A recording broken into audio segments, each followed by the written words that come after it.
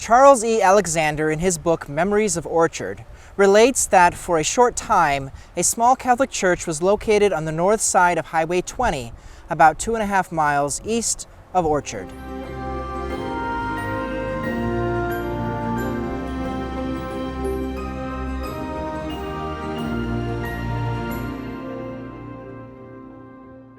I'm 2.5 miles east of Orchard in Antelope County, Nebraska.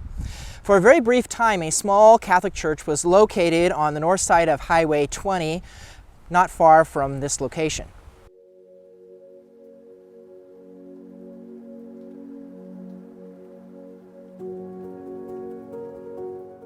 I'm not sure as to its exact location, but a 1923 article in the Orchard News says that the church was built on Pruss land.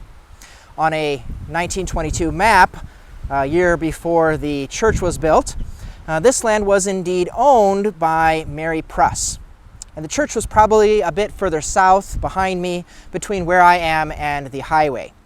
But I didn't want to disturb that precise location, as there is a residence there today.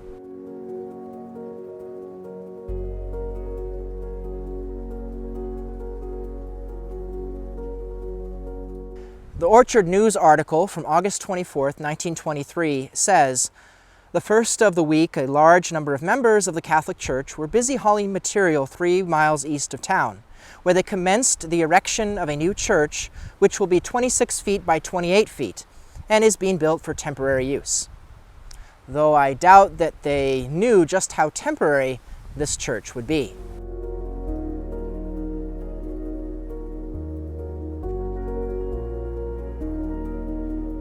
Father John Vogel, no relation to myself, then pastor of St. Teresa in Clearwater, also had charge of this new church at Orchard. This church was named St. Thomas. Only 4 years later, the St. Thomas Church began to experience vandalism. In July of 1927, parishioners had found indications of an attempt to set fire to the church, which thankfully had gone out after burning only a small amount of material and charring the side of the building. Then in August, a statue of the Sacred Heart was missing, and it was found in a cornfield about 150 feet from the church.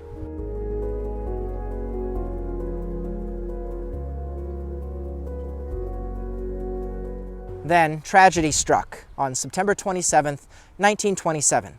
An article from the Orchard News, September 30th, 1927, relates the story.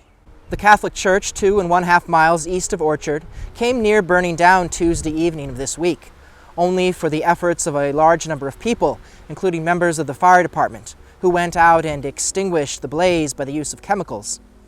Mervyn Browning and George Schrader were driving along the road about 9 o'clock and noticed the fire and came to town to put in the alarm, and within just a few minutes a large number of people were on the ground. However, the fire did practically 50% damage on the building, which was covered by insurance. With the previous incidents, it was very clear that this fire was set maliciously. The Orchard News article continues, "This is the third fire in this section within the past few months, which have been a mystery, and it would seem that there is someone in the territory who has a mania for starting fires, and the sooner he is apprehended, the better." Sheriff Sutton was called to investigate the matter and see what could be done in locating the guilty party.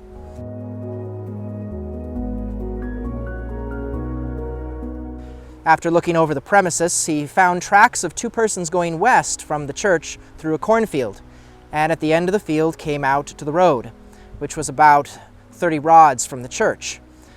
It appeared the party were running by the indication of their tracks. I am not aware of any subsequent articles indicating if the arsonists were caught or not. Even though covered by insurance, the 50% damage was too much. Alexander, in Memories of Orchard, explains, "With paved highways to Ewing, O'Neill, and Neely, it takes little time for the members to attend to the one of their choice. So the church was not rebuilt." Indeed, Mass is still celebrated today in those communities: St. Peter de Alcantara in Ewing, St. Patrick in O'Neill, and St. Francis in Neely.